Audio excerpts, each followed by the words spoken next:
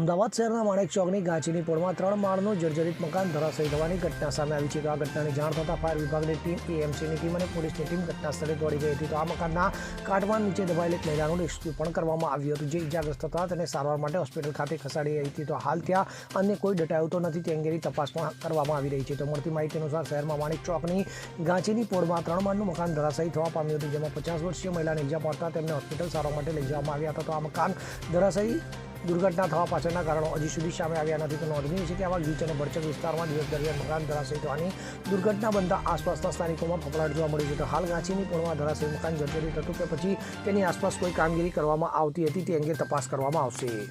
Bureau report, CN24 news. હવે જુઓ દેશ દુનિયાની તમામ ખબરો તમારી આંગળીના ટેરવે. ઉઠાવો મોબાઈલ અને Google Play Store પરથી ડાઉનલોડ કરો અમારી CN24 ન્યૂઝ મોબાઈલ એપ.